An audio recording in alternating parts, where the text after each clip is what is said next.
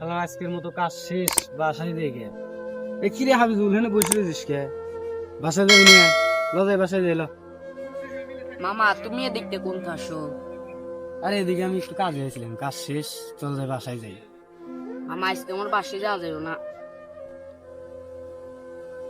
কে বাসায় যাবো নাকি?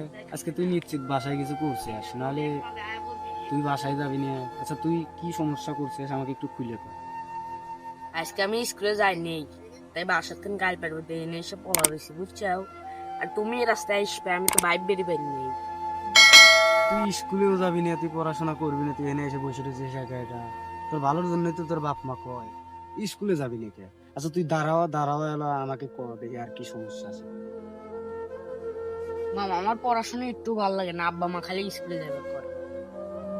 তুই আইজি কস স্কুল ভালো লাগে না, পড়াশোনা ভালো লাগে না। আরে আমাদের সময় আমরা পড়াশোনা করবে যাও পারিনি টাকার লিগে, আর এখন তোর বাপ মা ভালো করে পড়াশোনা করাইবো আর তুই করছিস যে স্কুলে যাবো না, পড়াশোনা ভালো লাগে না।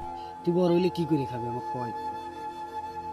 তুমি কইলে বড় হইলে কি করে খামু? পরে একটা চাকরি বাকরি খুঁজে নিয়ে একটা চাকরি বাকরি করে খামু। তুই বড় হইলে চাকরি করে খাবি বুঝলাম। এখন বর্তমান গার্মেন্টসে চাকরি নিতে গেলেও মনে করে যে এই পড়াশোনা চায়, এই দক্ষতা, যে কোনো একটা কাজের দক্ষতা চায়।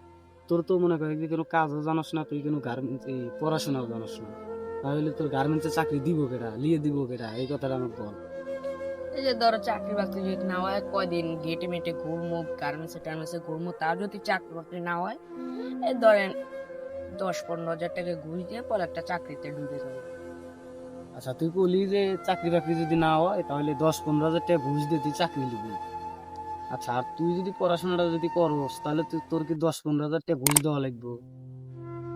না মামা, আমি তো এটা ভাইবে দেখি না, পড়াশোনা করলে চাকরি নিতে যে টাকা লাগে না ওটা ভাবিনি। আচ্ছা এখনো ছোট আছাস, এখনো সময় আছে, ভালো হয়ে যা, ভালোভাবে পড়াশোনা কর, স্কুলে যা, বাসায় ঝগড়াঝাটি না করে ভালো হলে স্কুলে যা। বাসায় যেন না বলা লাগে তোর বাপ মার যে স্কুলে যা স্কুলে যা, এটা যেন না বলা লাগে। এখনো ছোট আছাস, তোর বোঝার বয়স এখনো হয়েছে, সামনে আরো তুই বুঝতে পারবি আস্তে আস্তে। তোর পড়াশোনা একটু দক্ষতা কর, তারপর এই মনে কর যে দেখবি তুই একটা কিছু করে খাইতে পারবি। আমার তুমিও আমার একটা ভালো জ্ঞান দিলে। বাপ মাও বাসা থেকে জোর করে স্কুলে যা, কারণ আমার একটা ভালো জ্ঞান হইলো, আমিও আস্তে আস্তে বুঝা শিখতেছি। এখন যদি আমি স্কুল বাদ দেই, তাহলে এটা তো বাপ মার লস না, এটা আমারই লস।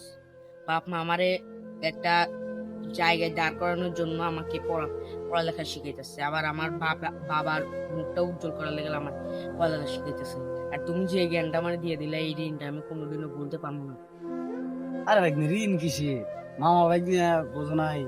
এখন আমার কাছে তো আর ঋণের কিছু নাই তোমার। এখন তুমি পড়াশোনা করতে চাইতেছো না, এখন আমি যদি একটা ভালো একটা যদি সাজেশন দেই, ভালো একটা যদি বুদ্ধি দেই তোমারে, তাহলে তুমি যদি আমার এই সাজেশনে বুদ্ধিতে যদি পড়াশোনা যদি করো, তাও ভালো। এর ভিতরে ঋণের কোনো প্রশ্নই আসে না, বোঝো নাই।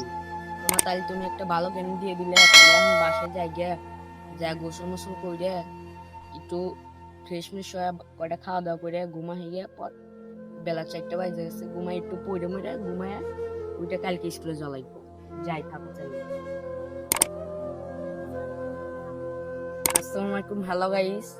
আমাদের ভিডিওটা যদি ভালো লাগে তাহলে লাইক সাবস্ক্রাইব করে দেবেন, আর আপনাদের ছেলে মেয়েকে স্কুলে পাঠাবেন, দয়া করে স্কুলে পাঠাবেন। আর আমাদের চ্যানেলটি যদি ভিডিওটা যদি ভালো লাগে তাহলে আমাদের চ্যানেলের সাথে যুক্ত থাকবেন। আসসালামু আলাইকুম।